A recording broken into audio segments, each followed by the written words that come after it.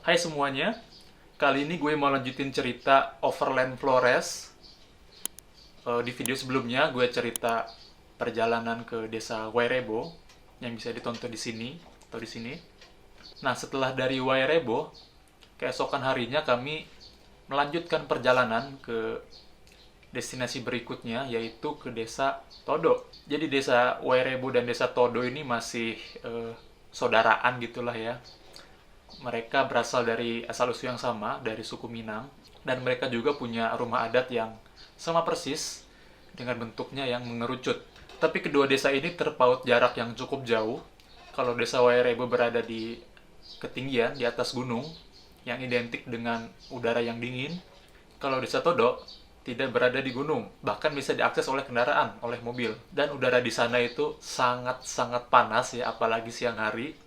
Jadi sangat berkebalikan dengan desa Wairebo. Jangan dipegang-pegang tanah bannya. Salah nervous sama aku lah.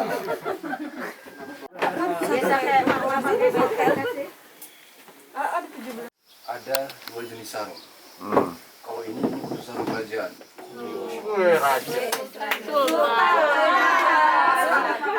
Di mana-mana kalau orang mengenakan sarung seperti ini, misalkan jalan-jalan ke Bajo, ke Ruteng, mereka tahu bahwa ini orang dari kerajaan. Habis ini kita jalan muter.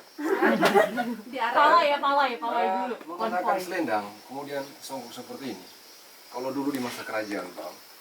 Jadi diterima, menerima tamu seperti ini harus tamu yang istimewa dari kerajaan.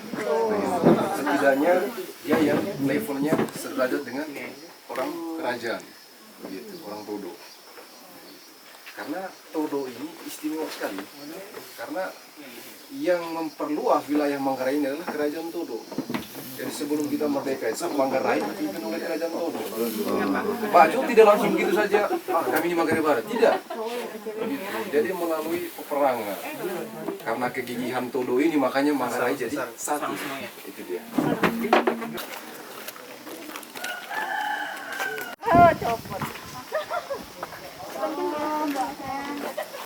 Di desa Todo ini kami dipakaikan semacam sarung adat mereka gitu, dan juga apa namanya ya, yang buat di kepala gitulah, kopeahnya kali ya, apa ya namanya. Jadi sebelum masuk rumah adatnya kami menggunakan ya pakaian adat mereka lah, seperti itu. Dan di dalam rumah adat kami dijelaskan banyak hal seputar desa Todo, kebudayaan mereka, sejarah mereka, dan sebagainya. Dan setelah itu dia menyampaikan nama julukan hebatnya. Ya. Karena di arena, jadi dia tidak diizinkan untuk menyebut nama asli. Misalkan dalam arena dia sering dipanggil misalkan singa kelaparan. Yang paling utama kita lindungi adalah wajah. Karena kena cambuk itu bisa cungkil mata. Dan biar kena itu pun, biar dililiti kain tetap tembus dia. Kalau tidak dililiti kain, bisa interobek ini kalau kena di sini. Karena pukulan satu kali saja. Oh, satu kali saja. Tidak boleh double, tidak boleh. Iya, satu kali. Tetapi sebelum saya cabuk benar-benar ini kakak, saya menghalau kakak dulu. Mengelabui lah. Labui. Oh. Kalau sudah dapat posisi yang enak, baru masuk. Oh. Biasanya orang gini, orang begini dia. Oh, gitu. Di bawah gini.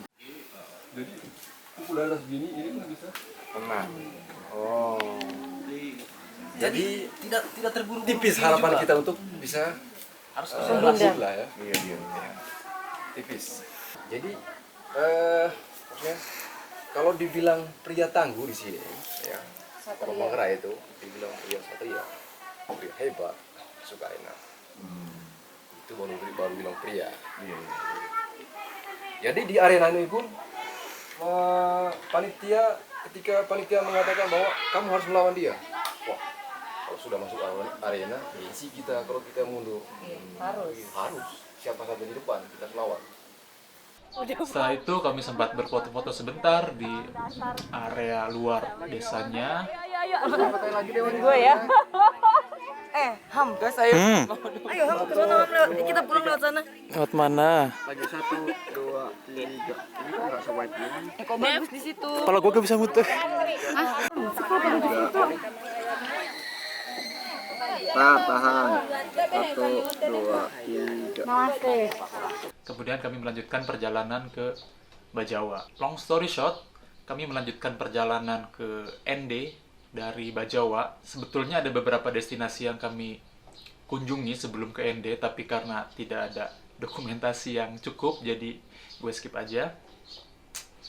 Tiba di ND itu sekitar jam 12-an siang, which is panas banget. Di sana itu bener-bener panasnya panas banget. Kami mampir makan bakso dulu di sana, di kota ND. Sekalian istirahat setelah menempuh perjalanan panjang dari Bajawa. Setelah istirahat, kemudian kami lanjut kembali perjalanan ke Gunung Kelimutu. Sampai di gerbang pendakian atau di parkiran Gunung Kelimutu itu sekitar jam setengah 4 sore. Kemudian ini dulu, dan jam 4 kami baru start mendaki.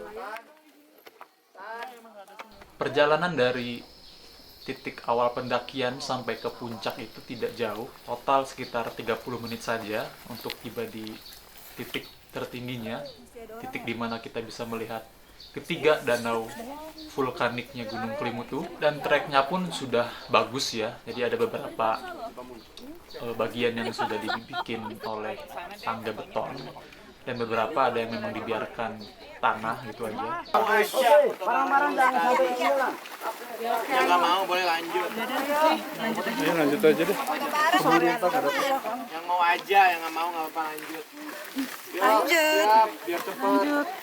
Tinggal duduk aja kok.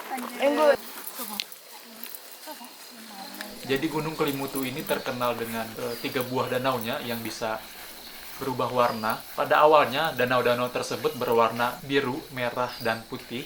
Dan danau-danau tersebut punya penamaan yang menarik. Danau berwarna biru punya nama Tiwu Nuwa Mori Kofai, yaitu tempat bersemayam jiwa muda-mudi yang telah meninggal. Kemudian danau berwarna merah atau Tiwu Atapolo, yaitu tempat bersemayam jiwa orang yang telah meninggal yang semasa hidupnya sering melakukan kejahatan. Dan danau berwarna putih atau Tiwu Ata Mbupu, yaitu tempat bersemayam jiwa orang tua yang telah meninggal. Namun akibat aktivitas vulkanik yang terjadi selama bertahun-tahun, terjadi perubahan warna pada ketiga danau tersebut. Dan pada saat itu, yang gue lihat dengan kedua mata gue adalah danau berwarna biru dan merah sudah berganti warna menjadi hijau toska mungkin ya.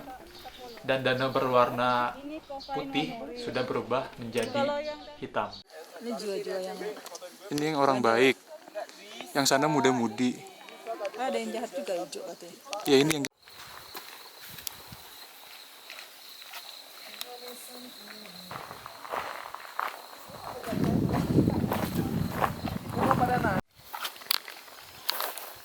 Danaunya warnanya ya merah. Iya. Hitam hijau.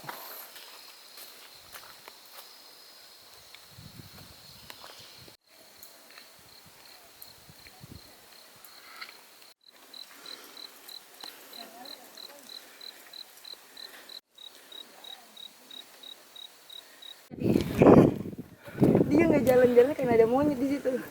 Dia lompat. Aing mau dong habis sultan. oke, gila sabar sih mana Ya sih. aing mau habis sultan.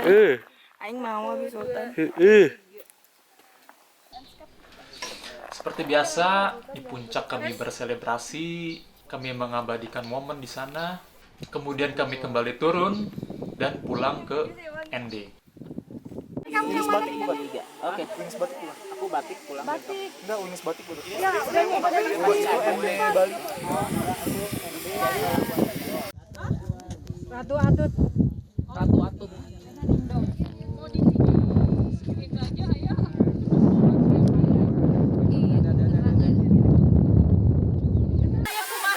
Minang udah, Stan udah. Mana boga 20. Hah? Hei, dari Di sini Jakarta. duluan tadi. Dari Jakarta. Harum dari Jakarta.